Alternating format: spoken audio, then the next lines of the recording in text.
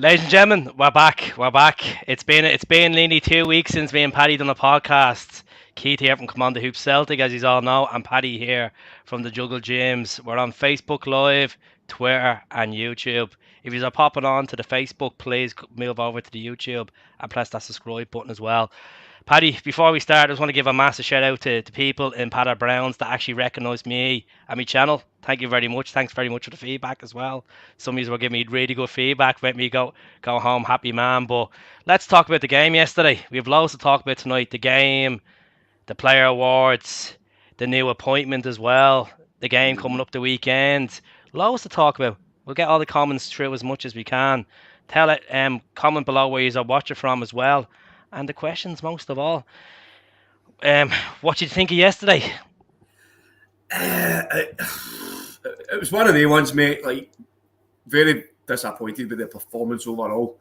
But of course, listen, we've still took a massive point, and it's another massive step towards the title. So there's definitely points to talk about, but it's not all negative. Absolutely not. Agree with you. It wasn't all negative. Now, don't get me wrong. The second half, I was very irate, screaming at that telly like mad, screaming the pub down. But look, I just think it was down to as well poor refereeing. Certainly a factor in it, mate. But me and the guys spoke at length yesterday, and although the referee performance was shocking, I don't think it was a massive factor. And like, in terms of our performance, because we played really, really poor for the most part of the game. I would say personally, although there was spells of good play, but overall, again, we looked tired, we looked fatigued, we looked kind of disjointed, and players weren't take their chances. We weren't clinical enough, and again, we lost the battle in midfield. I think for most of the game, which we've done the last few games against them. They've controlled the midfield, therefore controlling most of the game. So something that needs to be looked upon. But listen, that is what it is. We're still fucking almost champions, mate. And as we've heard today, the good news is that because I think Russia have been basically eliminated for all competitions, that's a great word to say. Eliminated. You're the weakest link. Goodbye. Fuck off. So whoever wins the Scottish Premiership will 100% be automatically granted entry into the Champions League group stages proper. Oh, so you know that. Mate, it's only a couple of months' time and we'll be hearing that glorious theme tune again under the lights. Oh, Jesus Christ. The hairs in my back and neck be going up. Oh, yeah. Oh, I have to get myself out for the Champions League. Definitely. It's going to be like gold dust getting tickets for that. But let's see. I hope we all join the Black Magic jersey as well. I thought I'd root this out for the big occasion. Let's talk about the game, the first half of the game. Like, I thought it could have been 3 or 4-0. Easily 3 or 4-0. Very similar mentality we went into the one when we played them start of February.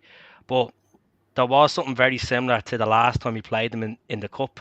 We were very deep in the first 10 minutes. You there? Hi, mate. Yes. Sorry, I was just waiting you finishing.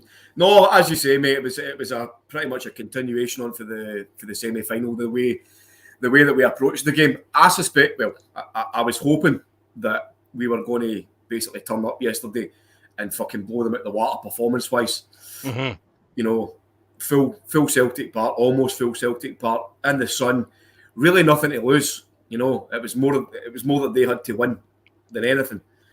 But very, very disappointed with the performance, mate. The first kind of 15, 16, 17 minutes, it was all them. We were pegged right back into our own half. Again, they controlled the midfield. They were on the attack. Kent looked dangerous. Not so much down the right-hand side because Maeda was kind of pegging Tavernier back for attacking. But we didn't really look comfortable for the get-go. But we grew into the game. Then we started coming on the attack. I thought Jota started to play really, really well. He was looking as if he was enjoying himself. Maeda was dangerous. Managed to get the goal. But again, as you say, it could have been 3-0. But this is what we're talking about. We're just not clinical enough at the right times. See that cross in from, was it Jota, was it? That cross in where literally it dipped past the whole defence and Maeda nearly scored and it went wide. That was some cross. Yeah, it was even the commentary, and I hate to absolutely fucking bring this bastard's name up. Ali McCoist, spot on what he said. So the cross came in for Jota on the right hand side. just say, right over the defence, and there's Maeda. Maeda goes to jump, but he must see McGregor coming out the corner of his eye, coming to punch the ball, and he jumps up, and then he puts his fucking head in. And McCoy said it. He says it was like a turtle. He'd get right back into share. He says, but all forwards have done that at some point in their career. But you know, at that stage yesterday, you really should be fucking getting through the keeper, getting through anybody. You should be doing anything to get your head onto the ball and at least get it on target. What did you make of Starfeld's performance yesterday? Good again, mate. I thought he played outstanding. I really did. I think he played one bad pass. It was a really, really shocking pass for his left-hand side. I can't remember who it went to. It might have been Naribo or fucking Sakala or something. But he managed to use his recovery pace very, very well and win the ball back himself for his own mistake. So he rectified that. But I thought he looked very, very strong. Same with Vickers as well, mate. Vickers was just rampaging through everybody. First time all season Vickers made a mistake. The first time all season. That's to show how consistent he's been all season. And see when Joe Hart nearly gave the ball away and people were screaming, like, Joe Hart pulled off some crucial saves in that game. Like, it could have been 3-1 to them. It could have been 3-1, and to be honest, we got out of jail in the second half. Really got out of jail. Yep, massively. That's what I said yesterday, Keith. I was a wee bit kind of. I don't want to come across too fucking negatively because it was a great day, all in. But when you look at the Speak your heart.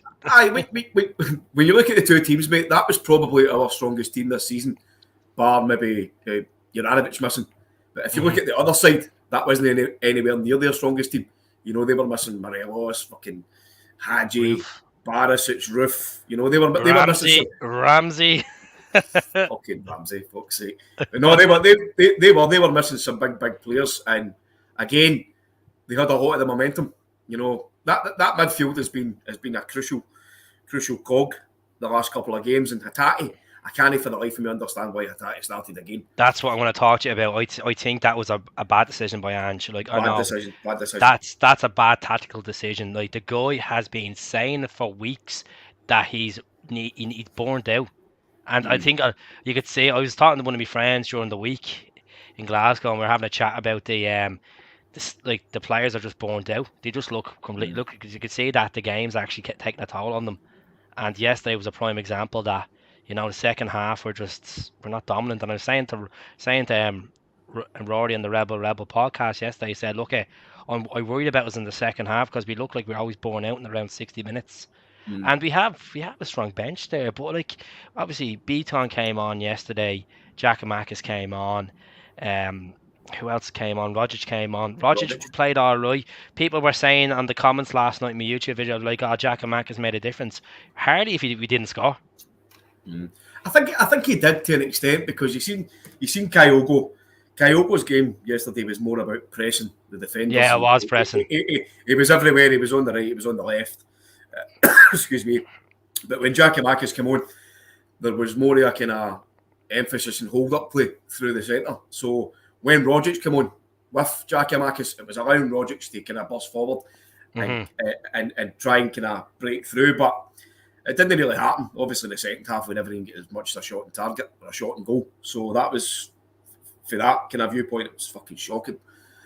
But look, as you said, it's a point closer to the title. If you were asked during the week, would you take a draw? You would have said minimum, I'd take a draw. So, not the end of the world. Certainly not the end of the world. But all it's done, mate, is it's delayed the title party by a week. So now there's reports going around from all these tabloids over there, like milking it, saying that there was a bit of crowd trouble between Celtic and Rangers fans and stuff like that. Now I did see that clip of that lad. I have to say he's an absolute disgrace, whoever he is. Saying jumping down, basically slating the Ibrox disaster. There was a lad on the top part, the upper tier of the Lisbon Lions, and he was literally giving them abuse, like saying jump down and saying the Ibrox disaster. It's absolutely disgusting. It's disgusting behaviour. There's always one or two in the fan base that ruins it for everyone in there. Okay, I know there's banter, but when it comes to people dying, that's a different story. Completely different story. Aye, well, we've seen the kind of back and forth with the statements since yesterday. So basically, for what I can gather about it, is the other crowd, the other mob, they're basically stating that they were attacking the bottles, and there was elderly people hit and disabled people hit in wheelchairs, which, aye, whatever.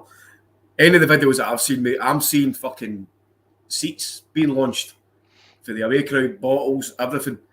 And if you take that into consideration with the last game as well, what happened the last game, Keith?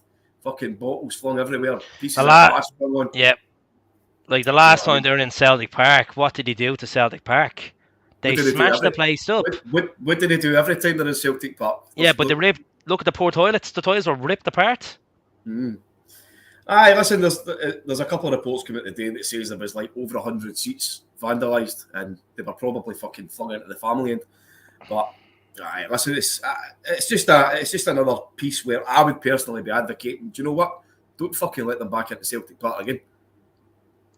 See, they won't, because it's all about money, mate. It's all about money. Like, at the end of the day, Sky Sports be putting pressure on Celtic to let them back in, and then we have this like clarity now that we're allowed back in there. It's gonna be going on over the summer. It's gonna be just a dilemma. At the end of the day, we're not gonna see full capacity on both state. Well, back to the full capacity they used to be. It's always gonna be the cups. That's the way it is in Hampden. You know. I know. But agree, ban them. People are saying ban them. But yeah, Tate needs to be rested. I just think Tate just rested for the rest of the season. Three games left. You know, there's no point of keep starting them. You have O'Reilly with David Turnbull. People are saying Turnbull in the comments. You know, like, once we win this game on Saturday, because of the Monday now, it's like it's literally around the corner.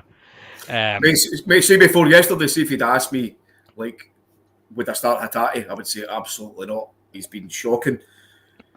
But he's been physically fatigued. You can see that every kick of the ball he takes, mate, it's as if he's wearing concrete boots. But yesterday, like, I would have played anybody. I would have played James McCarthy in midfield before him, and that's no me saying that James McCarthy shouldn't be playing or whatever. But I would have played anybody before Hatate. Fresher legs. Aye, and it showed me Hatate was literally a man down.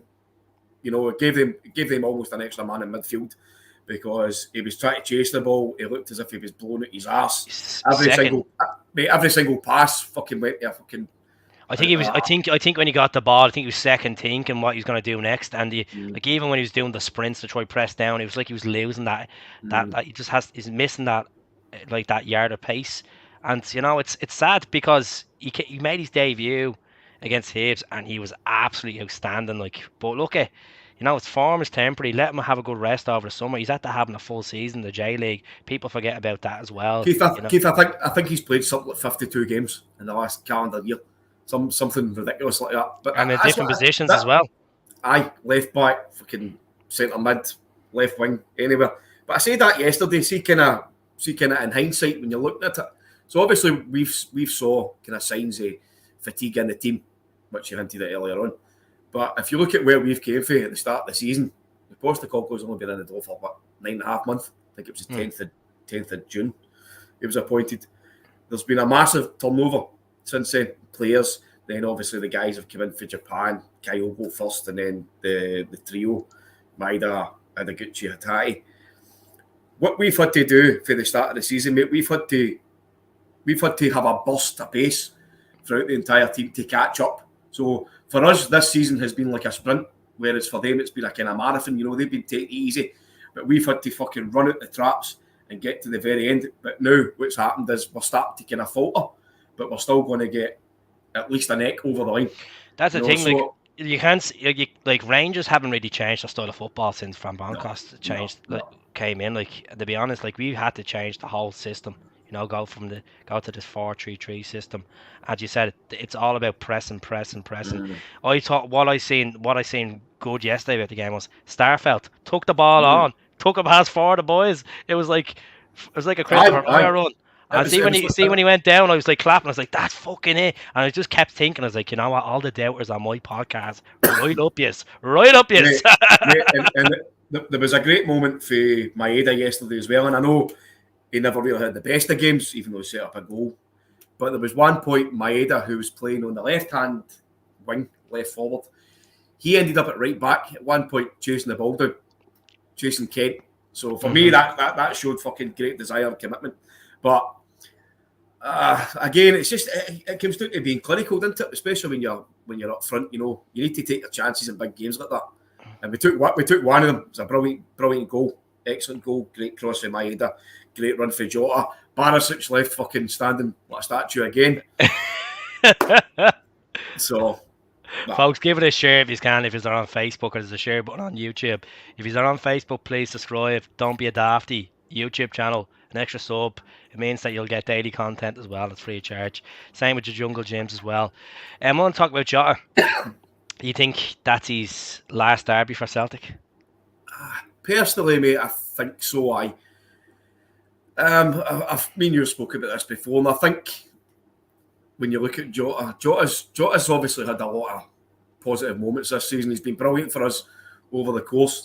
There's been a couple of months where he's been quieter, but I think it looked worse because of how good he was during the really, really good spells. But I think being a Benfica boy, they've got a new manager. I think they're going to be losing a couple of big players as well. So there's a chance for him to go and have a crack at his boyhood team. So if he does want to do that, mate, it's absolutely all fair. Can I ask you a question? He goes back to Benfica for a season. Do we go back in for him next season? Kind of like a Paddy Roberts, or just leave him? Nope. I'm a kind of superstitious guy. I don't think we should be doing it, like bringing guys back for 6 seasons, this kind of thing. I'd be interested to see what people say in the comments about that, because I was saying yesterday that I think this whole Jota thing will go to the last day of the window, and we'll probably get him. It just depends if he's getting game time over the summer with Benfica, or he's a part of the first 2 or 3 games in the Portuguese league as well. Right. I would love to see you sign him on a permanent. I would love to see you sign Carter Vickers on a permanent. But I think out of the two of them, the main focus should be on Vickers, because having to rejig the centre back kind of perm again, especially when it's coming up to the Champions League. I think the season's starting earlier, isn't it? Because of the World Cup. So for us to then try and bring in another centre back, pair him up with Starfelt, then Starfelt becomes the experienced guy, and then this other guy's got to come back into the way of working. That's the harder position to fill. Wingers are fucking 10 a penny. You can get them. I think we're looking at the young Iranian guy, Gaidi, who I think he's going to be in the door. He's in the Qatarian league. Yeah, he looks a Qatari league. He looks like a decent player. He does. It reminds you of a Abada a bit, kind of. Right. Not that physical, but good. Like taking a shot on from outside the box. Confident, quick feet. So yeah, hoping we get it. We're looking at another Iranian guy as well. We're looking at a left back. Yep. As well, Mohammed. Right. He's playing the Swedish league. For the Swedish. Yep. So yeah, just keep the comments going through there. There's also been talk of the big fella, Solbakken from Bodo Glimt. Bodo Glimt. Bodo Glimt. Bodo. I think he's coming. You sound like something I played in Faulty Towers there. No, mate. We actually had a fella for Bodo Glimt on before the first game. And that's how he told us you actually pronounce it. It's Budu. So, right. But listen, if we can get that big boy Saul back, and I think that would be an absolute no-brainer. He's a cracking big player. Plays the right hand side. He's left. 2 million. Oh, mate, that's a bargain. Roma want him as well. There's Big Feed the Bear. How you doing, pal? He's Roma want him as well because he scored 2 goals against Roma in the group stages of the Conference League. Well, Mourinho can go and take a fuck to himself. I meant to be going for the keeper as well. Right. There's talks of ourselves and then another trying to get him as well. So let's see what happens. Who's this? Bodo Glint's keeper. Oh, right. Yeah, he owns a UK passport, so that, and even though he's Russian, he owns a UK passport. So there you go. There's a chance of getting him. Oh God, it was great to see Lanky in. I hope you weren't on the lawyers yesterday, your own buds. Try to get me, yeah. Left back, Lupa Reds. They're a decent team. They're always kind of in the bounce for the Champions League places, playoff round. But like, the news is tonight, Celtic are into the Champions League next season if we win the league, which is 1 victory away of the remaining 3. So we're 95% there, folks. We're almost there. It's just loading. Just loading. Get your comments in. And we're going to talk about the player awards, right? Callum McGregor, player of the season. He was Players Player of the Season. He was the PFA Player of the Season. Does Callum McGregor deserve this award? Well, yes, he was voted. Now, did you? Just be honest. Did you vote? Did you vote? I can't. I think I might have voted for Vickers, but I can listen. I can see vote why. Vickers. I can see why McGregor was voted in. You know, don't forget McGregor's been in the team for the start of the season. Obviously, he's been here for fucking years, but he wasn't brought in, so he's been there since the start. He's been leading this team. He's been bringing the new guys in as well, and you can see the desire. You know, even yesterday, you seen him in the huddle giving the team talk behind the mask, and you can still see his emotion. You know, fucking love it. But I think whoever won that the award yesterday would be very, very deserving. But nice to see McGregor getting the recognition. It's also great to see Big Ange getting the Manager of the Year as well. I think had what's his face Dick Campbell at Arbroath won the league and got promoted, I think he would have been a show. He should have been getting the vote. But Big Postecoglou, very, very well deserved. As I say, came into the job on the 10th of June and look at the job that he's done, mate. We're almost on the verge of winning the league, already won a cup, securing the Champions League. Oh, exciting. That's it. Wearing them two belts around that. Ange will be wearing them two belts. He will be strolling through the Kerrysdale now. And then he'll have Snoop Doggy Dogg doing a concert as well. just imagine Big Snoop and Big Ange in the office after a game with a big doobie like that. I can imagine Big Snoop and Rod Stewart with the cigars. West Coast shit.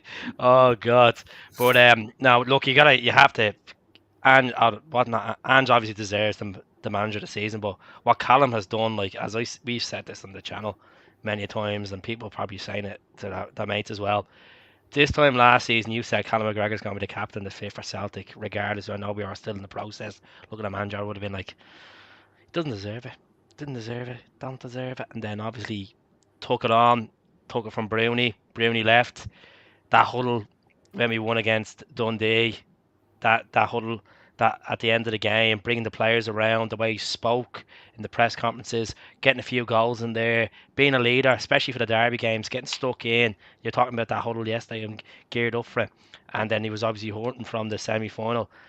Callum deserves it. He deserves it. Like, you know, you're coming back from an absolute disaster of a season and you're on a rebuild season, and then you've gone from the rebuild to a title-winning captain. 100%. 100%. Aye. He's a top class player, mate, and he has been for many a seasons now for Celtic since he came in and gets chance under Ronnie Dyler. But there's always, as you say, there's always been that kind of thinking like, is he big enough to take on the mantle of being the leader? I think absolutely he was, but for me, and I've I thought he wasn't very vocal. That was my problem. Aye, that's a lot of people's kind of preferences for a captain, as somebody that's shouting and bawling. like a Brown, somebody that ilk. But I said to you earlier on that my kind of thoughts at the start of the season was that I had an idea that McGregor would be the captain, and then obviously that happened, so we knew he was going to be the captain. But what I said Celtic couldn't do was replace Brown with McGregor in the sense of having just one leader. We needed leaders in all over the pitch. 100%. Like, one guy couldn't do it. One guy couldn't have that kind of responsibility in this massive season. So when we got the likes of Joe Harton, who has been fucking absolutely phenomenal in every sense of the word for Celtic, it's been great. And you hear Postecoglou talking about guys like Greg Taylor, who's one of the biggest leaders in the dressing room. That's like, you know, what and that's something that we don't know. That's something that we don't see. We just see Greg Taylor, who's a guy who's kind of still. All right, mate. All right. No, he's still very much under doubt in terms of do people think he's good enough, and I think he is. I think he was. To be honest with you, like you've asked me 3 months ago, what I laughed and said, sell. He's proved me wrong. But regards to like Greg Taylor, Joe Hart's, the Beatons, people forget like these boys are on the the pitch in Lennoxtown on a daily basis, if they're bringing positive vibes, they have the experience of winning titles. That's what we need in the team. Yeah. Like, it's not always down to quality; it's down to the attributes as well that they can generate. Yeah, sort of characteristics in the dressing room as well. Mm. So if the guys are getting on Look at well, James Milner for Liverpool, 26 years of age, still fucking banging around. Yeah. So yeah, Cal won it. Cal won the 3 awards. He won the Players Player, he won the Player of the Season, and then he won the PFA Player of the Season. I was delighted from That's not bad. Kyogo got the gold, well the silver award, and then he obviously got the goal of the season. Was that the second goal against Hibs he got for? Was it, or the first goal again? Was it no Tom Rogic got the goal of the season? Oh no, Kyogo. There's not Kyogo. He picked up 2 awards. I'm sure I seen yesterday Tom Rogic. Yeah, Tom Rogers got the PFA goal of the season. Was it the PFA? Sorry, right? Yeah, he got PFA goal of the season. That one against Dundee. Unbelievable. Mate, it was like fucking watching Messi. Unbelievable. But then he obviously Welsh got the academy player. I was a bit taken back by that because I wanted Anthony Ralston to get it. I thought he was being outstanding this season, to be honest. But I can understand Ralston's 23 now, is he? So I think so. So I could see that. Who else? Abada got the young player of the season. On both sides as well, like obviously on the Celtic side and then on the PFA side as well. And who was it? The female Celtic player won the award as well. Jacinta picked up both. She got Celtic women's player of the season and then young women's player of the season. It's a clean sweep, absolute clean sweep. Wait, did he do the PFA awards and the Celtic awards in the same hotel last night? Aye, and there was actually a few reports of reportedly the Union Bears were trying to attack it with fireworks. So, tossers, absolute tossers, absolute tossers. But look, there was the type of the quality we're playing, like the quality we've been putting out on the pitch. The new boys coming in as well. Abada's been outstanding. I know Tate was up for goal of the season. There was so many good contenders in there as well.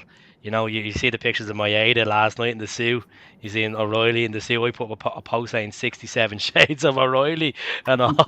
But yeah, it's just unbelievable stuff to see the lads getting all the awards, and it's it just shows the competition in the team that the strides we've made. Like it's been massive. The kind of not even so much the progression, I would say it's the jump in quality, because we've not had time to progress as such. You know what I mean? We've had to do everything so quick. So it's been just been an unbelievable turnaround. There's obviously been lows to go with the highs, but clearly the highs are much fucking more prevalent than the lows this season. 100%. Someone's asked me about Thursday. I'll be honest with you, I'm kind of dreading Thursday to hear it, because Red Bull weren't great at home last Thursday against them, and Rangers defended quite well, as much as I hate saying that. But if they score, it's game on, unfortunately. I'd like to see, obviously, we all want to see Red Bull get a result, but I just don't have a good feeling about Thursday, to be honest with you, Paddy. Fuck me, cunts, who cares? It's just people are just asking me, just going to be honest. Fucking never mind, dude. I want West Ham to get through. Go on, the Hammers. Get your cans of Red Bull in for Thursday. Get your German traps on. just get a Red Bull box, one of them 12 packs or 8 packs, and just strap it to the tits. Red Bull gives you wings, doesn't it? Do you remember when England were playing Iceland? People were going around with the Iceland bags on. And then the Euros, well, people were ordering pizzas in because Italy were playing England. That was nearly as bad as the fucking idiots that were jumping about with the Warburton's loaf. Oh, Jesus Christ! Because they fucking Mark Warburton. It's not that they would wear the thick cut because it was green. Yeah.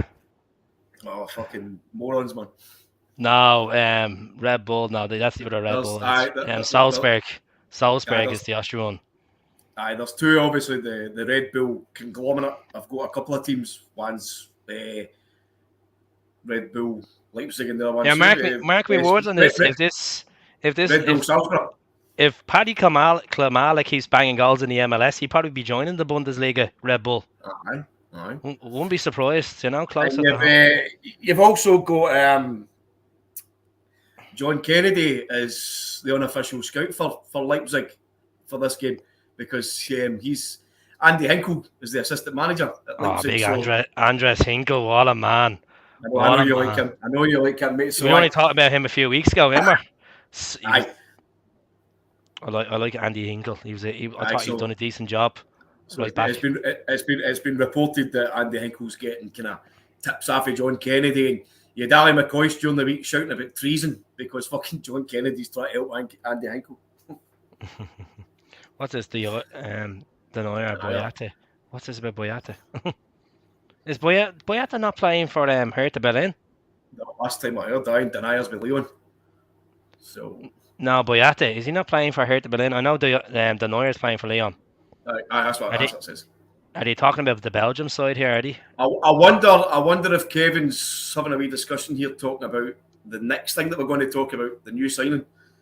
The kind of Man City links. You had to bring me, like, literally about half an hour before I came onto the podcast, folks. This man sends me an article, and I didn't really get to read it because I'm a typical man. I don't read summarize stuff.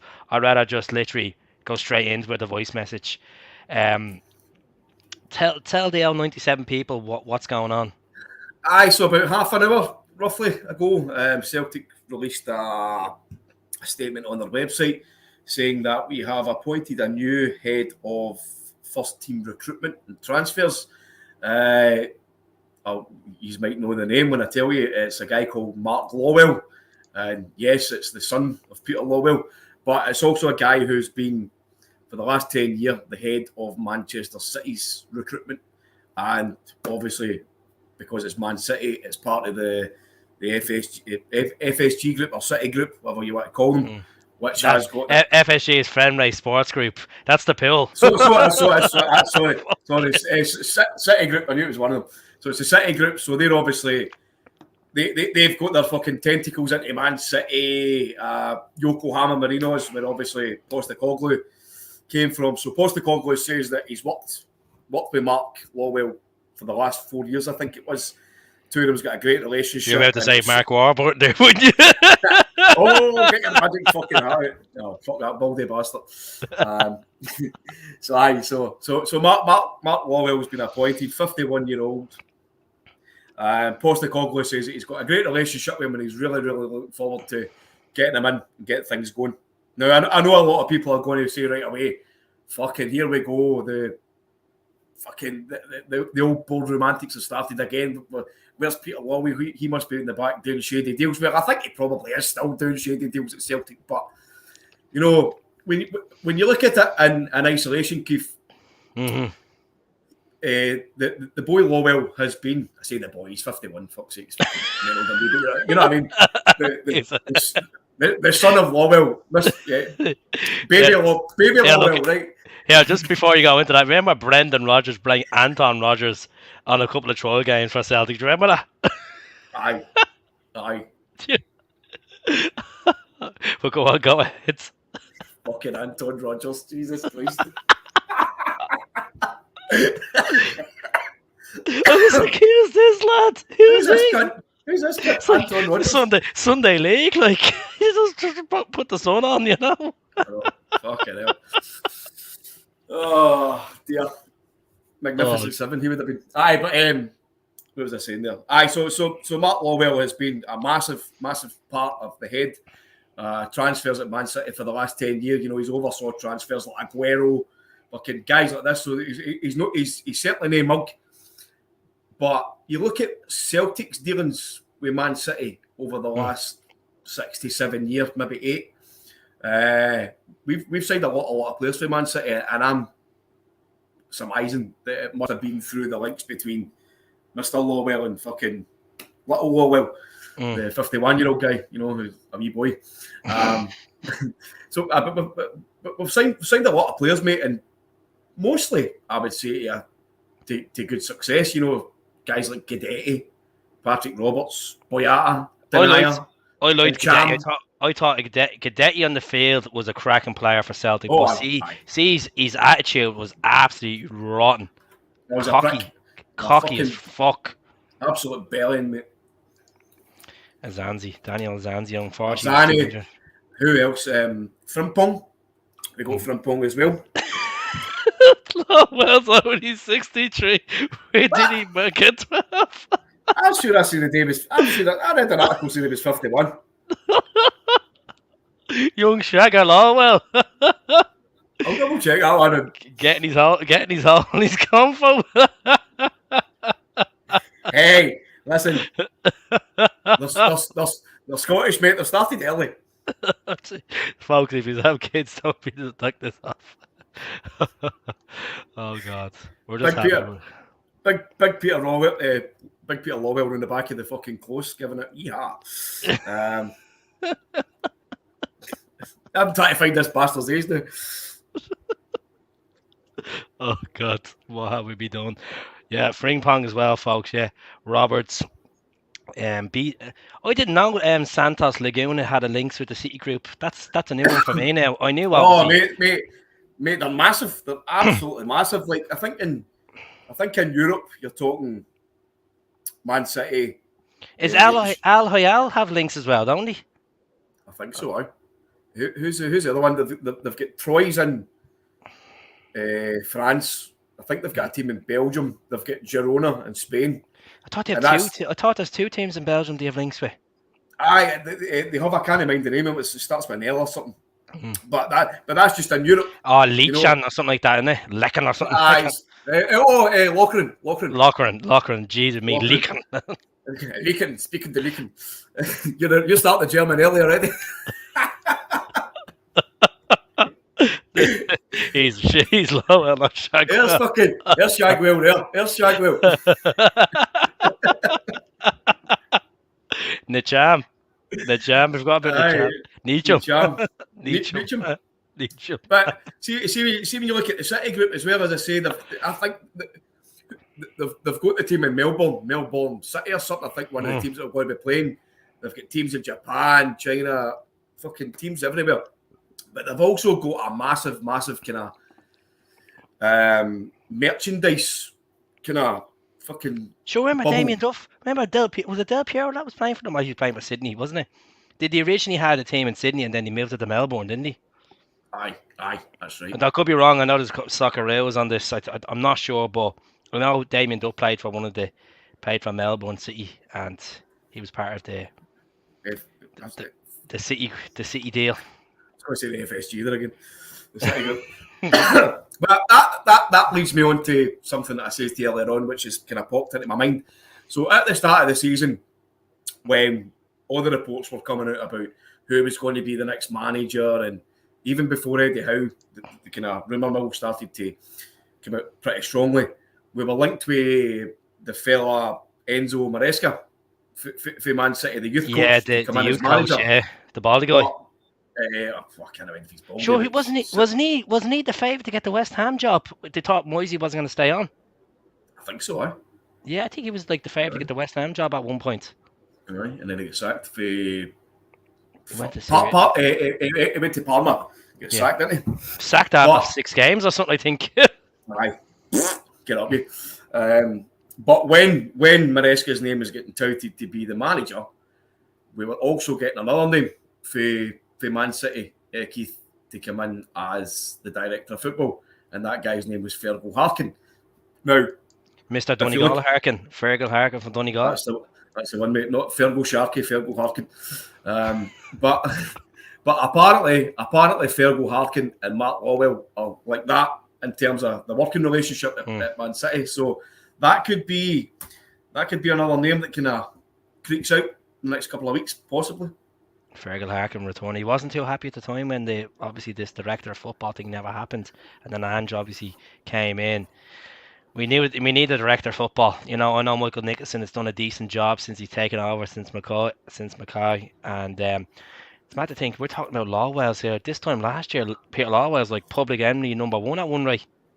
Because yeah, but like as much as we were all moaning about last season, Peter Lawwell's done a pretty decent job at Celtic. I know people are going to be like, nah. He changed the books. We were 30 million in debt. Flip that around. You know, we were in profit. We were in profit, what, 30, 40 million every bleeding season since 2012. So things have I been know. good. I know what it's like to be as a supporter. You know, you think it's as easy as this to do that, but I'm pretty sure, like, the job that Lawwell done behind the scenes is far more intense than most of us will probably know. But as you say, mate, like we've had amazing amount of success since Lawwell came in. I think it was 2001. Officially into that kind of the CEO role. Did he take out? He took over from Brian Dempsey, was it, at the time? He No. did. He did. But he was lingering about the club years before. The war is over. The rebels have won. I think he was on the other side. Oh, God. What's this bastard's fucking age? Try to find his age. Michael Nicholson's been to the club 7 years, I know, but like obviously in this position, you know. But Michael Nicholson's the CEO, you know. Let me see. History with Judge Peter. He's done all right in my opinion. Paid far too much though. Look, he was offered 3 times the salary at Arsenal, and he refused it. And there's another club that was in for him as well at one point in the Premier League. I think I thought he'd done a pretty decent job. I felt that that video he done for Celtic, you know, after the boy, that was an absolute shambles. I was just like, oh my God, why did he even bring this out? Like, it actually made it annoyed me more. Who's this, Desmond? Yeah, not Desmond. Lawwell after the boy fiasco. Aye. That was an absolute shot. I think Lawwell took it on the chin for the disappointment of last season. But listen, we all know, right, that fucking he's still there behind the scenes. He still get his fucking fingers in pies at Celtic Park. Look, if you're a CEO of a club that's winning quad trebles, that's enough said. Like, and you don't have a director of football, you have some scouting system there, and you're pulling the strings from the top, and you're winning trophies like that and going nine in a row. You can't be slating him that much. You know, he's still a massive shareholder at the club as well. So, as I say, he's not just retired off into the sunset. You know, he's fucking he's fast. No, that's me, mate. No, he's lingering about Parkhead like one of the fucking James Bond villains, you know, Spectre or something, just fucking sitting. Blofeld, that's what I'm going to call it. Wearing one of them Carl masks, is he wearing them? Sitting stroking a pussy somewhere like. Big pistol Pete fired off his shots. Pew, pew, Big pew. pistol Peter. Big Peter will take over from Ian Banker. I heard this in the a couple of months ago that there's a woman that's on the board and that she's the favourite to take it over. I don't care who takes over, but as long as that bastard leaves. Banker, I can't stand him. Scumbag. Can't stand him, to be honest with you. He was just like the most useless when the Ange press conference, and he spoke for like 2 minutes. It's like, what is the point of even having this lad up on the stage or up at the table? He doesn't have a blatant clue. The Celtic fans made their opinion at the last AGM. They have no confidence in him. No confidence in that guy at all. I know this has got absolutely nothing to do with his performance as a fucking director or whatever it is. But see if you look at him, man. But see if you look at him, mate, he looks like Bruce Jenner with the wig. I swear to God. Caitlyn Jenner, mate. No, fucking Bruce Jenner. He looks like Bruce Jenner without the wig. Get the two photos up side by side. They've got the same face. And it looks like he's wearing lipstick as well. I swear to God. It's a fucking doppelganger. Oh, God. Are we going to get these guys cleared out? Barkas yet in the set. I hear the rumours going around that Bolly's already said he's gone. Who? Bolligoli's came out and said that he's gone already. I think we know that. Fuck. State the obvious. He's in Belgium and he's not coming back. Like, I can't fucking stay in Belgium, you prick. look at the quality, the comparison quality. You have Lukaku, which is his cousin. That's like. Go. I know he's I not know. playing for Chelsea at the moment, and he's regretting going to Chelsea. It's all been money, as you say. But Pair of moody bastards. no, it'd be interesting now to see how this Mark Lawwell gets on. Did we find out an age yet for him? Yeah. Did we find out an age? 49. Well, because there's got to be someone in the comment. There's got to be someone in the comments. Oh, So, he's open goal as well. Open goal as well. I don't know. I think that might be the other son because he's got a couple of sons as Peter Lawwell, and one of them is basically the owner of Open Goal. I don't know if it's the same Mark Lawwell, but I know that there's definitely another fucking Lawwell kicking about somewhere. Let's have a look now. I have a LinkedIn here. We might be able to find them. Ah, it's have to log into it. It's typical. I know. I've already tried. I've already tried that one, mate. But no, listen. See. In terms of Mark Lawwell, right? And forget the name. Forget fucking Daddy Bears. Fucking past, previous, whatever. You look at this guy's kind of his background. Surely to God, with all the kind of scouting that Man City have done all the years, that the City group have done, and all that collaboration that they've got under this big bubble, all fucking working in tandem, this guy is surely going to bring a wealth of contacts to Celtic that is going to be like something we've never seen before. Surely. So are you thinking? Well, I'm thinking here a box office signing next season, something that we could be getting that we weren't expecting, like a kind of like an Andy Robertson or something. Like, he's a big Celtic fan. He's won everything with Liverpool. Maybe he come up to Celtic since he loves Celtic. I don't know. Maybe fucking sign Gabriel Jesus or something. You never know. No, we're not. Yeah, so. It's about time we see Jesus at Celtic Park anyway. Fernandinho's leaving City at the end of the season. It wouldn't be a bad show. Mm-hmm. But well, that's what I'm saying. Like, look at the players that were signed for Man City over the last 7-8 years. So we could potentially go into that market again, or even players that has been in that database that they've collected, and Man City's not took up the option, but they went to like a club like Girona, who is also part of that group. There's just so many. You were educating me more. I did not amount that these being clubs that the Man City group have. I only thought you had like 2 or 3. Like, no, they've only got fucking 3 or 4 in Europe. But see outside of Europe, mate, they're huge, absolutely huge. I'm sure they have. China, Australia, Japan. I'm sure they have some in the South African league as well. I think United used to have a few in the South African league as well. Thanks to Vodafone. No, Ur McGinty for the podcast. He's a stat man. He actually sent me the full kind of conglomerate that they've got. Where is it? Right. So Alexander Ferguson, it says, "Hail, Keith. I wonder if this league will have a sponsor next season because Rangers do not want to wear the sponsor on the shirt." Now, obviously, Cinch are going to sue Rangers. You go back to that Motherwell game away, and they actually taped the Cinch over. So I can see this going to the courts, and I hope Cinch sued them for about 5 or 6 million.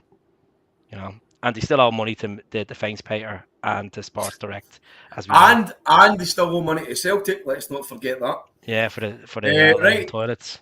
Right, I've got a list of clubs here, Keith. Right, so you've got Man City. This is part of the City group. So you get Man City, you've got Melbourne City, you've got Montevideo City. I think that's Mexico, isn't it? No, that's not Uruguay.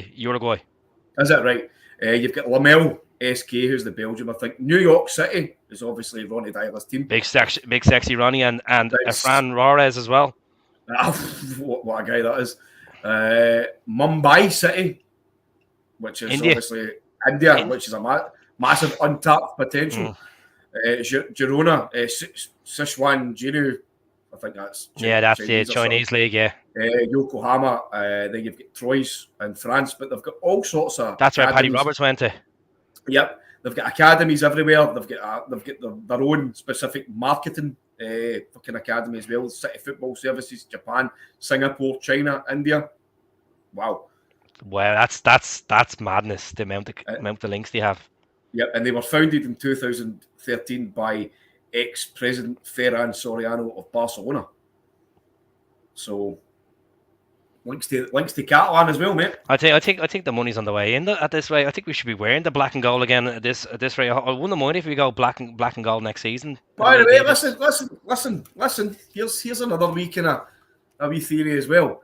So you know how Celtic Park, and you've got the building across the road. Oh, the big Emirates. The Emirates, right? I know that's got nothing to do with it, but Training facility linking up with Man City. We might end up seeing the fucking Etihad at Celtic Park renaming Celtic Stadium. That's not. I've heard that before. Now I think Celtic fans would get pissed off with that. You've seen with the likes of like Newcastle now when he changes the Sports Direct Arena and stuff like that. Like imagine the Dafabet Arena, the Magners Arena.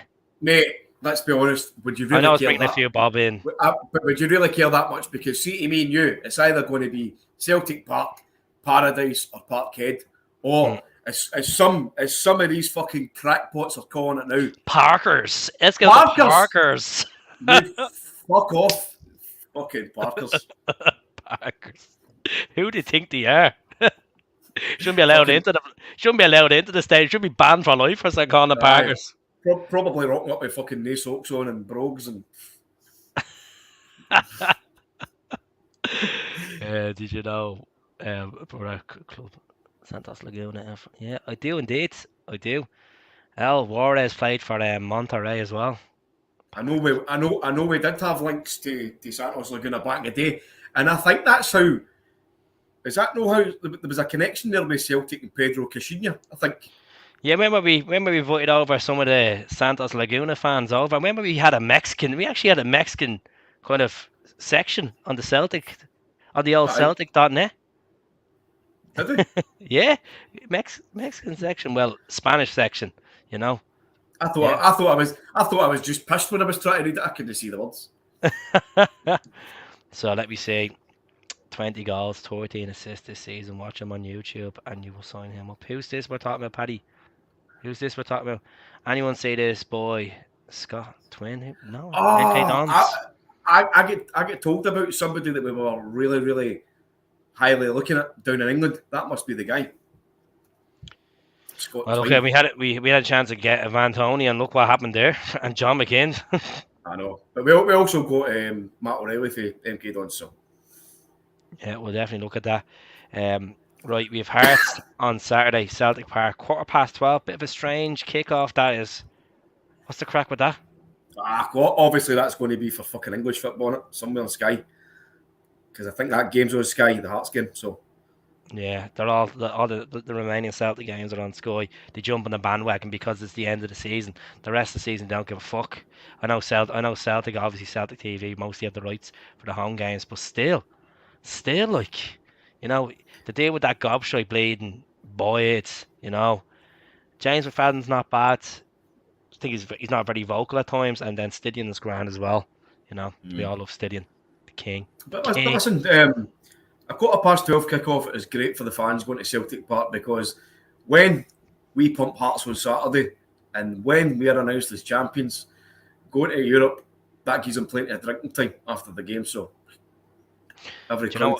I read someone put this up in a Celtic group on Facebook today. Now, I thought it was a bit ludicrous, and I had to think about it for about an hour. Someone was saying Scott Brown's a free agent, bring him back for the remaining 3 games, and give him 10 minutes on the pitch. Oh, by the way, but at the same time, it's bleeding fucking Callum McGregor season. By the way, Keith, I've already signed Scott Brown to make a return to Celtic. Yeah, for the Masters. The Masters, yes, mate. What a return that's going to be! What a great Masters 365 or something in there. Mm-hmm. So I think it's been out of existence for about 10 years. But see, back in the day when the Masters was on, mate, that fucking Rangers team was winning everything. You had Alberts, Rod Wallace, fucking Billy Dodds, absolute running riot. But surely God knew, mate, when Celtic's team turns up, it's going to be. They won't have a Masters. So what are they going to play? The current squad? They don't have a history. Exactly, they've only been alive. You know what I mean? So, but I bet surely God, the Masters team's going to have like fucking Brown, Bobo, Baldy, Mialby, Larson, Sutton. I done something crazy. Folks, the other day. I was over in Glasgow I was over in Glasgow last week. Last Friday, I was over in Glasgow, and I obviously went to see Celtic Park, and then we went up to Hampden. Now, I didn't send this to Paddy yet. I bought another team's jersey from Glasgow. Take a guess. Fucking better be Partick Thistle. No, the other team. There's another team in Glasgow. Queen's Park? Queen's Park, yeah. Right, no. I got the away jersey. I got that orange blue one. I know it's orange and blue. I know, but it's had all the little designs on it. The green, the orange and the red for that history and all. So we walked into Lesser Hamden where the little club store beside Lesser Hamden, and we bought it. We bought it for like, it was like 20 quid. I said, fuck, I'll just buy it for a laugh, like, fuck it. They got to the FA Cup twice, 2 finals back in the 1800s. I'm fucking I'm disappointed. I couldn't wear it. I couldn't put it. Imagine people were coming onto the podcast with the Queen's Park jersey. I'm disappointed that you would buy a fucking shirt with Queens on it, Keith. Fuck it. Your estimations has gone down, mate. I'm supporting Andy Robertson. I get your Liverpool top back on it. Van Dijk in the back of it. Fucking Dick Van Dijk. No, I just said, it's a vintage looking jersey. I said an Admiral or fucking something on it. So yeah, I think they're called the Spiders or something. But I think they were kind of there's a lot of money being pumped into Queen's Park. Yeah, I'm gonna buy shares in it for a laugh. A fucking great Iron Brew. There you go. Come on, the Parks, the real Parkers. Oh, fuck off, you and your Parkers. Fucking Parkers. But when we getting rid of the bleeding Parks of Hamilton, when we getting rid of them fuckers? Mate, never, because we get them for nothing. I understand that, but I'm sure them around club. I would tell them to shove them up their arse, I know, but they're getting them for nothing, so that's the reason why they're still using them. I done a video on this and I got absolutely shy. I was like, look, there's a petition there, sign it. And I got about 3,000 people that signed the petition after I put that video up. We should have our own bus service. I'm sorry, but you need. I know it's free advertising and stuff like that, but come on, we're Celtic Football Club. I know other clubs are renting bus services, but they have their own logo and all on it. I can understand people are saying, well, it's kind of a target if you had green and white bus, It's an interest. You're using fucking John Park's services. You're advertising him. Do you know what I mean? He won't even. He won't even advertise since, for fuck's sake. You know what I mean? But he's on the Rangers board. I know. It's mental. Surely, you could probably fucking sell Bolly and buy a double-decker bus or something. Fucking stripper pole on it.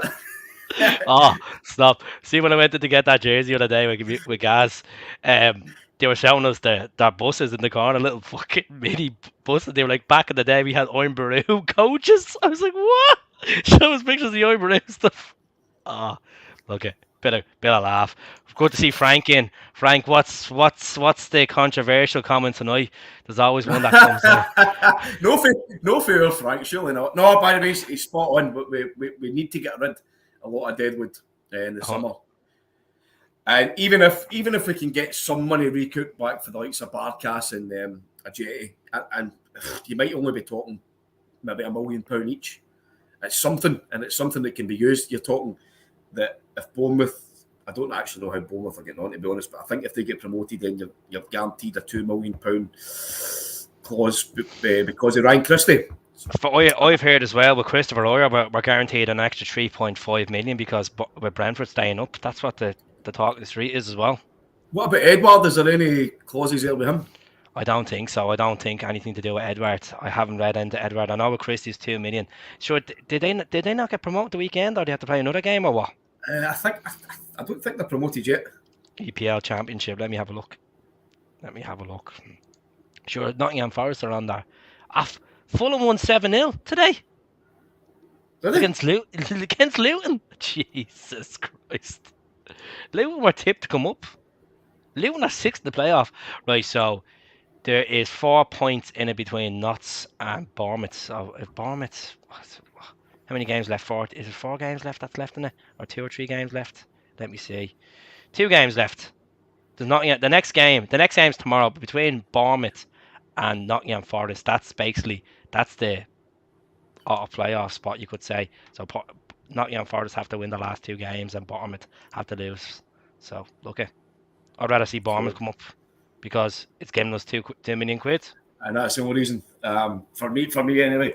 But that's another wee Brucey bonus, getting 2 million quid for fucking Ryan Christie. So Aye, if you get some money clawed back in for the duds that are a Jetty and Barkas, try to think who else. Sorrow. Sorrow. I think Sorrow's fucking time's well up. Don't know if you're going to get anything for him though. McCarthy, people are clamoring to get rid of him, but nobody's going to buy James McCarthy. Let's be honest. So you can probably take that one out of the equation. So I can't see us like selling, try just release them out of contracts. I don't think Celtic will get rid of the 4 or 5 of them. I'm afraid they're going to try, obviously, take some sort of money. Right, let's talk about this one. John Terry with the Celtic scarf on yesterday. Now, obviously, John Terry played for the English Buns, as you want to call them. Phenomenal player for Chelsea, can't fault it. Good scumbag. Good player for Scumbag. England, good player for Aston Villa as well. I know I'm going to get absolutely pelted for this, but he was though. You don't win a European Cup and Europa League and Premier League titles if you're not a good player, like. Unless you're Marvin Comper. He's a tremendous player, mate. But I was expecting if Celtic had literally won the league yesterday, John Terry was going to jump into the dressing room, stick a kit on, and come out and start celebrating as if he'd won it with us. But do you remember he done that for the Europa League final? Oh God! Listen, mate. He was a great player. Fantastic defender, but an absolute fucking dog of a man. So, so I see it on one of the groups yesterday. Someone was like, "Lock Ange's wife up." he'd be fucking here. Lock John Terry's wife up because Big Ange's about with a jumper. Tits it. Oh God, Terry. Do you remember he played the charity game back in Stadium Petrov's charity game? And he actually scored from the halfway line with a shot, hit the post and hits LJT. Yeah, he's fucking. As far as I'm aware, there's Pat also saying John Terry's always been a Celtic fan. I think that was the talk back in the day that, there was John Terry and there was his brother, Paul Terry, who was a kind of... Yeovil Town. Played for them hoops he did. Aye, but he was the Rangers supporter. Oh, Jesus Christ. One was a Tim and one was a fucking orc. I know Frank is a Rangers fan. Aye, Lampard, aye, cunt and all. Yeah. Jesus.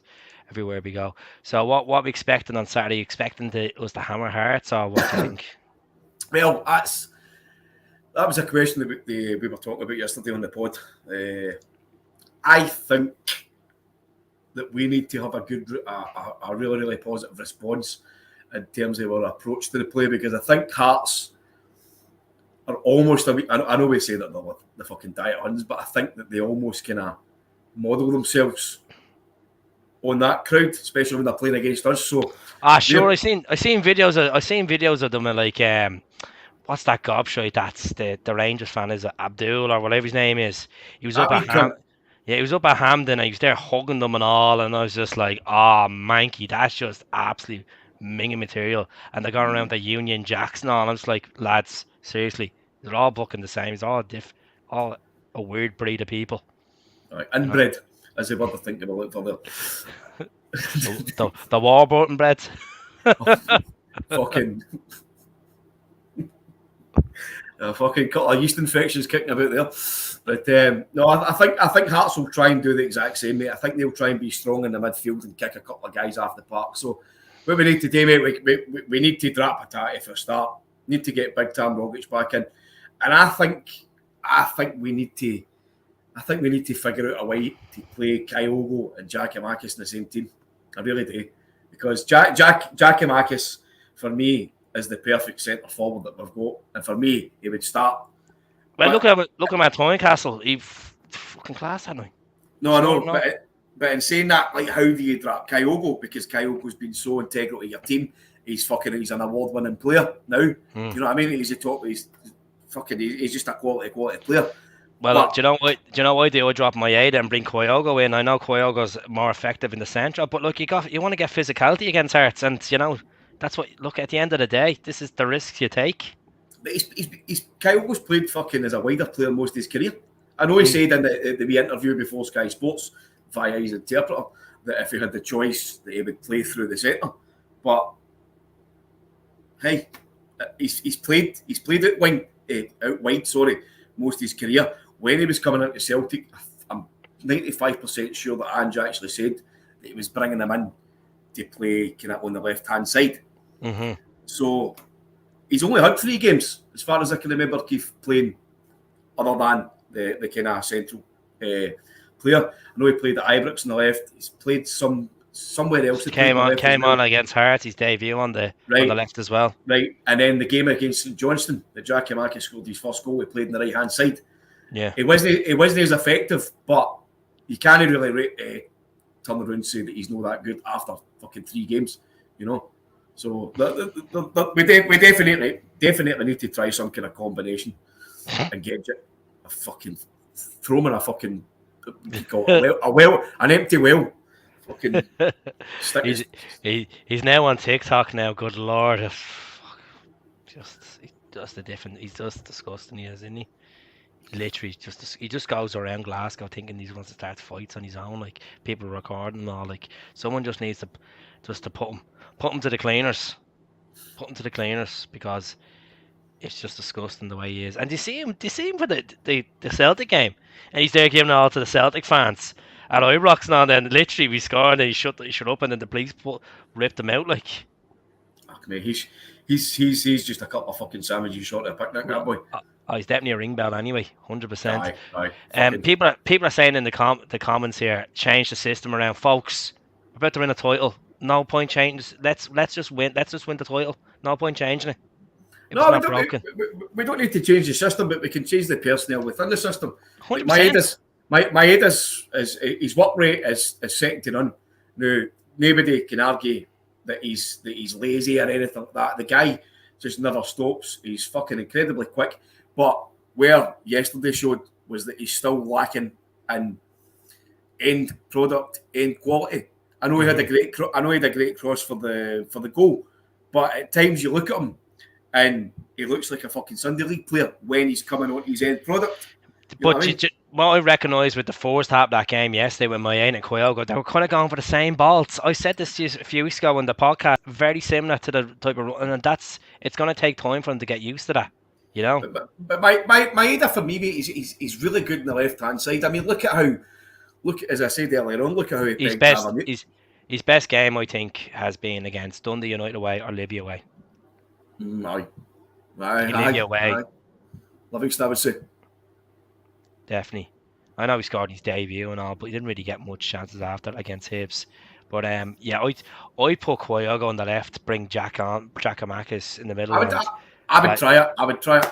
Do you know what? And I'll play a bad and bring Jota and whoever else on, you know, bring Maeda on. You know, like we're gonna beat them. We should beat them. I know that they're sitting cunts. They're sitting third in the league. They're not gonna be going anywhere. So they've nothing realistically to play for. But they'll have one eye on the cup final. You know what I mean? As they should. But again, they're a horrible fucking scummy shower of shite. So they'll be wanting to come and cause an upset, which hopefully they won't even get a sniff at. But it's down to us, mate. If we turn up to play a game, then nobody stops us. The only person that stops us is us. You know. Mm-hmm. I love Maeda. I just don't think he's anywhere near Champions League material. To be honest with you, a lot of the players are not near Champions League material. It's a massive step up to, like, you're looking the way we got embarrassed by Bodo Glimt. Bodo Glimt. You know, I know we played Europa League wins in there, but nah, I just think there's gonna be. It's just putting the players. It's building these players up. You know, like the quality is obviously the teams are playing the Champions League is much superior, but it's building them up to that level. Saying, look, you're going to play in Celtic Park, 60,000 seat stadium. As soon as that Champions League music comes on, as soon as you can hear the fans screaming over that music, that's how you know you're ready for it, the 12th man. You know? Oh, I'm looking forward to that, mate. Really looking forward to that. Oh, it's early. Look, I'm not even thinking about that now. I'm just thinking about just getting this title first. Getting the title done, beat Dundee United away as well, and Tannadice. I know more likely we'll be champions by then, and then beat Motherwell, and then we'll go into the summer. See who's clearing now, see who we bring in, you know. Obviously dying to see the 3 new kits as well. Obviously getting overdraft for the bank account because I'm going to spend all on Celtic clobbers as every season we do. So yeah, that's what saying to Gaz the other day. Gaz was like, Keith, if you're at Celtic Park, and he's like, Keith, I'm actually dreading the summer. I was like, boy, because my poor bank account has gone me in bits buying all the Celtic gear. I was like, that's a choice, mate. Well, listen, you've got plenty of followers, so I'm pretty sure you should start up one of the fucking Go OnlyFans from pages. go only come join Keith on a Friday night with a tits out. Only cans. only cans allowed. Only cans. Me sitting there with the black stuff, you know. How's it going, baby? You want a live show? Opening bottles with your armpit up. Buzzing like my bumblebee kit. Fucking here's a couple of tips if you want to take my shorts off. PayPal me, Keefy69. Oh, some banter. Some people just get real inserted on this. Give May a break. He's been playing for 2 years straight. Listen, the chap is Tokyo Drift. He just keeps running. of course, he has, and everybody's taking that into account. But at the same time, like, they're still playing on the pitch for Celtic. What he's done previous to Celtic, if your boss sometimes says, do you know what, you're being born out for the rest of it. You're born out all for the last year. You know, I'll just take a few days off there and just sit back and log on your laptop. Would you do it? No, you want to be fighting for the cause and hitting your targets and hitting your incentives. What fucking boss have you cunts got the geezy days? Fuck's sake. What kind of jobs are these? I work for myself. I'm my own boss. I tell myself, move. What about your bed, you fucking hungover bastard? Move. Oh no. Fucking leave me alone. Oh, brilliant. No qualifying this year will make a whole difference. It means that the boys will actually have a bit of an extended break. Like, usually we'll come back 3.5 weeks before the season kicks off. It's embarrassing. It's embarrassing that we have to go down that route where you get these fuckers in England that are like 4th place and like, oh, let's go in. We're straight into the Champions League. Whoop-de-fucking-do. Like, the money, the tourist league, I call it. No, listen, mate, Rabble's absolutely spot on. Like, we've saw how bad it's been the last couple of years. We've had to play fucking 4 qualifiers, you know, and that's as well as trying to squeeze in. We better all be playing preliminary rounds at this rate. You know, that's the way it's going to be going. We might as well be playing against the Faroe Island teams in the first rounds. Mm-hmm. Shocking. You're right. But look, to be honest, as much. I know we didn't qualify. And we got beaten the first hurdle against Midtjylland, but to even we considered to play for a Champions League spot last season was shocking. Was absolutely shocking. I know. But that's what. So that means with the coefficient, then that means Rangers must get a playoff round. Then they finish second, which they will finish second. I have absolutely no idea, mate. No idea. As much as we don't want them in the Champions League because they're rectably in place, but it's good for Scottish football for coefficient, you know. I couldn't give a flying fuck, mate. Well, look, if the Scottish teams do well, in the UEFA competitions, I mean, no, I know. The following couple of years later, that it's easier for us to get it. At least we don't have to sit there and it's like, oh Jesus, I'll be back to you in June for a qualifier, Paddy. You know, we're going to be going to Reykjavik for the qualifier. Do you remember Callum McGregor's first goal against Reykjavik? Yeah. Mm-hmm. We had to wear that yellow kit. It's because we didn't have the away kit out just yet. Is that the one we were playing in the mountains? In the mountains, yeah. There's a little shed it was, yeah. I think then we went on. Who did we play the next round? I think it was Lega Warsaw, and then they cheated. Oh, fuck me, man. We get pumped. And then we get back in because they brought on a fucking guy that was ineligible. And then fucking Maribor was a disaster as well. That was shocking. We should have fucking hammered Maribor away. We were much better in the first leg and just didn't take. Keith, you've just totally fucking brought my positivity right down to the depths of hell with these reminders. Malmo as well. I'll bring up Malmo as well. Birgit. I'm sitting here with a semi thinking about the fucking Champions League music. Fucking, you know what I mean? And you're reminding me about Maribor. Fucking, why don't you go back and go to fucking Bratislava and fucking... Oh no, we're not going back. We're not going back that far now. That was an awful night. Neuchâtel Xamax. I mean, speaking of Bratislava, David Marshall's might be going to Hibs. Has he? Yeah, there's rumours going around that he's might be signed for Hibs. 15 years away from Scottish football. El David Marshall coming back. Do you think he'll be playing under Roy Keane? Look, to be honest with you, if I was only talking about this today to one of my mates, he's a massive Man United fan. I know people like oh, boys support Man United. I brought him to Celtic. We played Hearts. We won 3-0. Paddy McCourt came off the bench and scored an absolute cracker that day. He's like, if you want to do something with Roy Keane, you give him the number 2 job at United with Tim Hag. Scared the living shit out of them players. His assistant manager is going to be an ex-Motherwell player. Is it? Aye, I can't mind the guy's name, but he's a Dutch guy. He played with Motherwell in the 90s. Centre back. Fucking big curly hair. But I think it's not Marlon Freeney, is it? No, Deirdre Barlow, is it? I fucking Ken Barlow as well, mate. But no, I think they're fucking going to sign Steve McLaren as well, isn't they? I think they're just bringing him in because he's got a beautiful Dutch accent. Steve McLaren, remember he was at United before. Jesus. By the way, it's supposed to be one of the Mitchell van der Gag. That's the guy. Well done, Smile.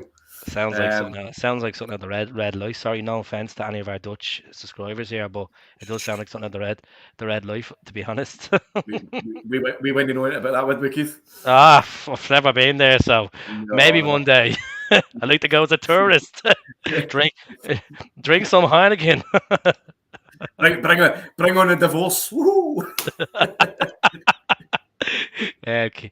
Celtic will keep the record of Champions League going, losing every game. No, we won't. Fuck off. No, you can't get off the Fuck off. I make yourself peace. You have to be positive. We're talking about losing the British staff, and he's bringing this up. Well, I mean, he's probably right, but as long as we have fun, you know what I mean. But no, I think we'll probably get pumped a couple of games in the Champions League. But I told you we're going to get Liverpool in the Champions League next season. I guarantee it. Oh, fucking, here we go. Keith will be fucking jumping about with his Scouse accent again. Be wearing my Cranes Park jersey. Roy Keane would stick the head on Nielsen the first derby. To be fair, I would probably do the same at all. So, I'd love to see Roy Keane bearded up. Edinburgh derby. Listen, Roy Keane's the biggest fucking shite bag out, let's be honest. He's a plastic hard man. John, you would need to realise Celtic have contributed far more coefficient points. Yes, we have. We've gotten into the Champions League more than Rangers. Has Rangers got into the Champions League in their history, actually? I don't think so. No, they won the Petrofac Cup, though. Who beat them in Celtic Park? Was it Wright Rovers that beat them in Celtic Park? I don't know, mate. In the Ramsdale Cup, remember the Ramsdale Cup? The Ramsden's Cup, aye, the fucking what is Ramsden's against a fucking pawnbrokers, isn't it? I don't even know what Ramsden is. we buy any gold. Oh God! I know they've got a great trophy room. They've got a loving cup. They've got a Petrofac Cup and a. I heard they have a broken bike down from like Alfred or somewhere like that in that bleeding ship here. I think that was the last secretary they had. A broken bike. Look, I feel sorry for that face painter. Like literally, still owe the money. Still owe the money. It's only £2. Like Craig White should have paid that bill. If you get a chance, mate, go to YouTube and listen to the. I see it. It is. It's terrible. listen to the joke that's about the guy saying that fucking the Rangers directors are sitting and saying, right, we owe the money to the face paint, and there's a guy just jumping about fucking his face painted as a lion going, rrr. Kevin Bridges it is. Kevin did him. Kevin did, when he gets Larson to sign his bus ticket. Unbelievable story. And then he rips the piss out of Danny Dyer. It's like, it's all going crazy here. Someone's putting a roll in the back of Ibrox. So kicking off, mate. Oh, fucking shut up. Oh, brilliant. We could go on for hours talking about this, but as I said, let's see what happens with Lawwell. Let's see what happens with let's see what happens with. Let's see if we can find out his fucking date of birth first. We're gonna be logging onto LinkedIn later on with this to check what. Still can't find it. I can't find it anywhere. So I'm just going to. He's 51. Fuck it. Big, Leave big, it to it. big Peter Lawwell was riding when he was 13. That's why they call him Pistol Pete, shooting out fucking sperm everywhere. Shooter McGavin. Sure, McGavin. Let's the nigga. It was him. He's talking about fucking. I'm pointing that way. It's like it's you. You're talking about fucking Bratislava and. I wouldn't mind a trip to Bratislava. This right, you know. Don't mind. I have more Arsenal shares than them. Actual fact. I don't know. Absolute Patrick, like as I keep saying.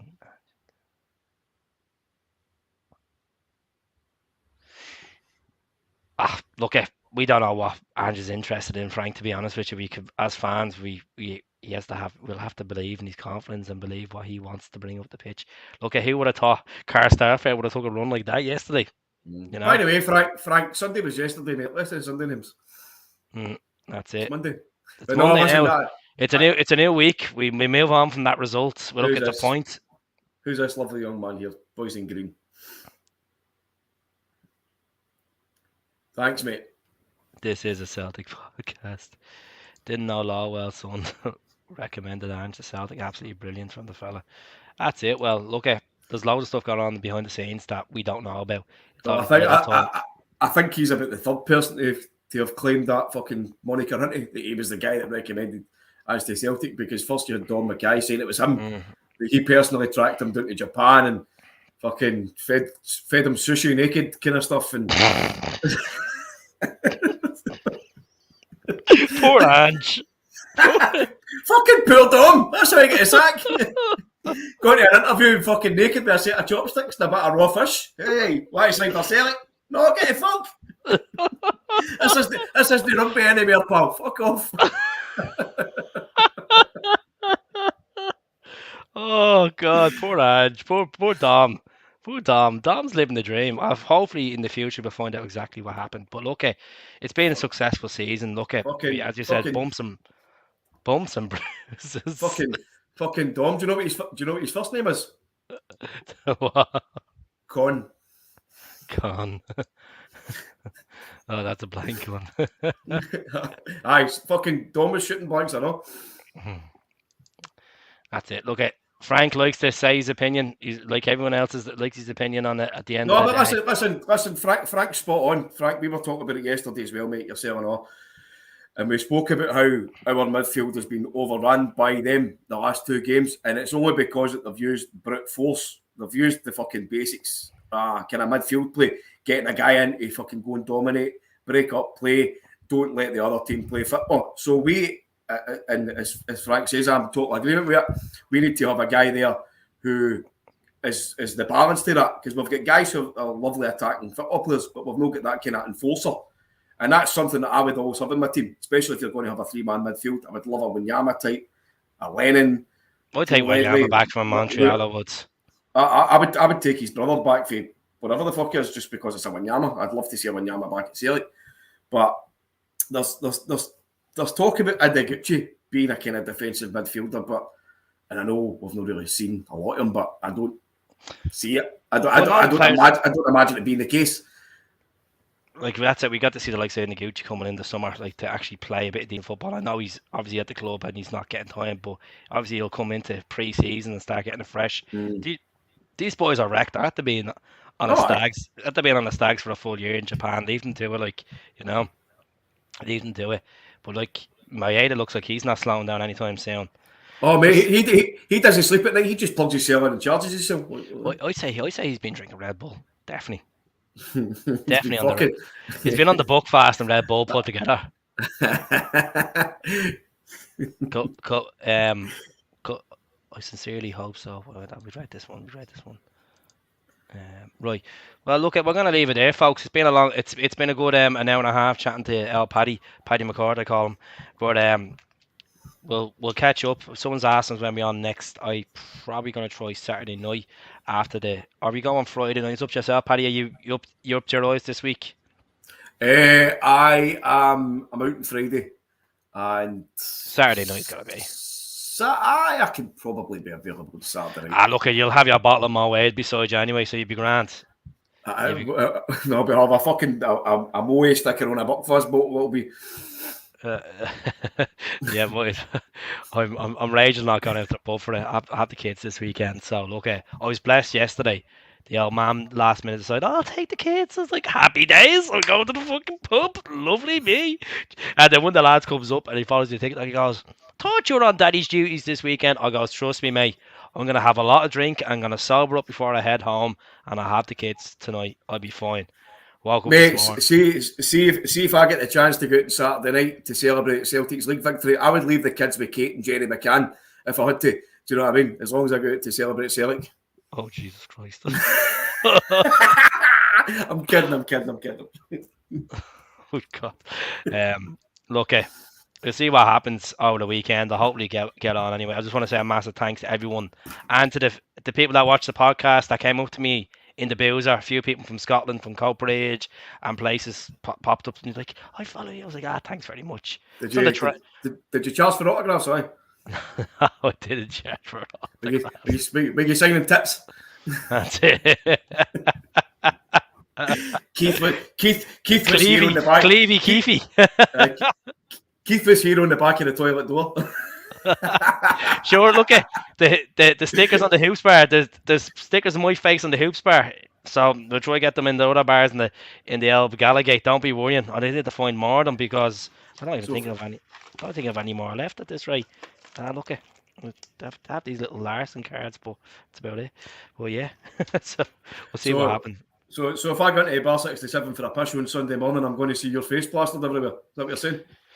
Yeah, we need to get stickers. I need to get stickers sent over, definitely. I think I've one or two left and be big mush on them. Come on the hoops show. So yeah, hit the like, folks. Hit the like button if you can on the YouTube, and if you can subscribe as well, it'd be really appreciated. If you want to buy a Come on the Hoops t-shirt, the link's in the bio. The 13 quid, and all different colours. Should have worn me one tonight, but yeah, it is. I might have it here. I might have one here. Hold on. We have one here, folks. I went through a session the other night, but look at these are the t-shirts. These are my t-shirts. Hold on. Let's see. There you go. There's me one of my t-shirts, folks. Brought to you by Castori. Yeah, Castori. There you go. There you go. There you go. Good. That's it. 13 quid. The link's in the bio. UK shipping as well. So look, at pleasure having you on, Paddy. Have a good one. I'll hopefully catch up with you during the week. I'm sure there's going to be loads popping up anyway in the next couple of days. So let's see what happens. Speak to you soon, bud. Thanks for joining, folks.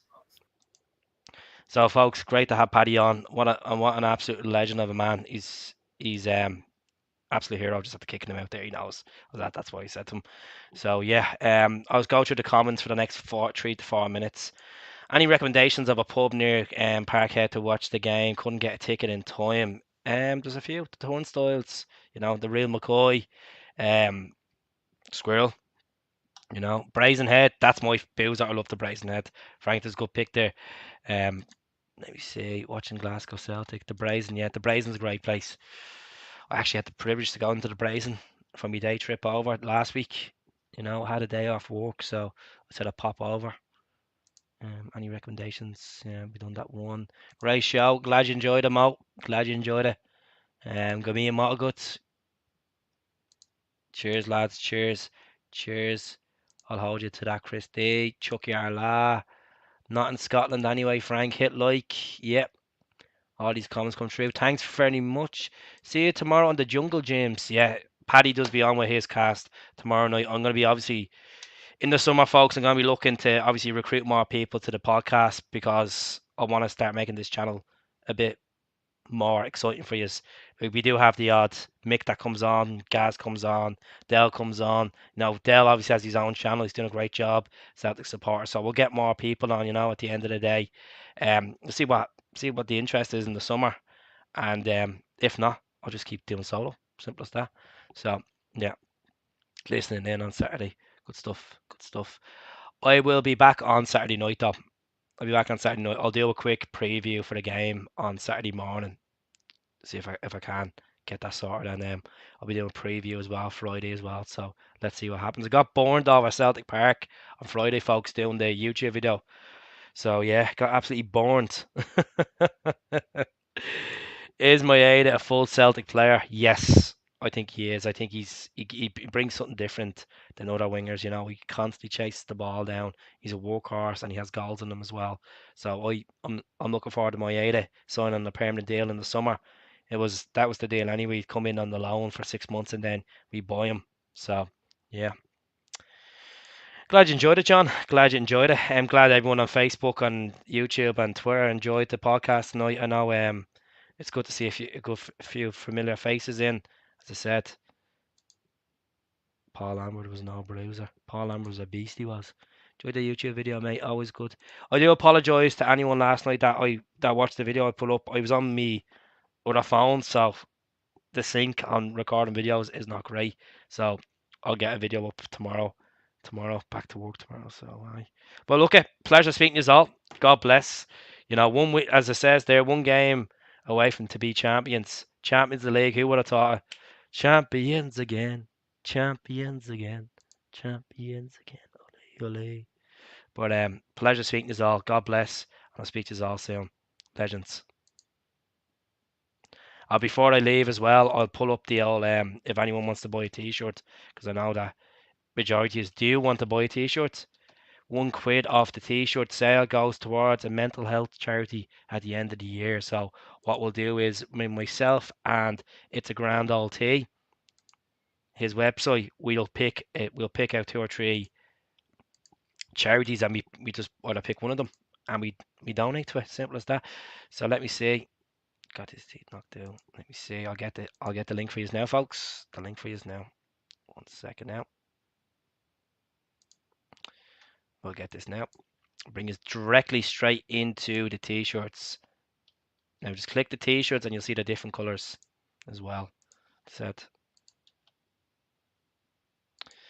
Mental health. We're a big fan of mental health on the page. You know, well, like I understand, like it's obviously charity and stuff, cancer and stuff like that. But I'd rather put into mental health because we're in an unfortunate, strange world at the moment. People's mental health. Some people still haven't recovered from the whole being locked down in COVID and all that. And that's why I always find that, like, you know, go out there and help people that are struggling like that.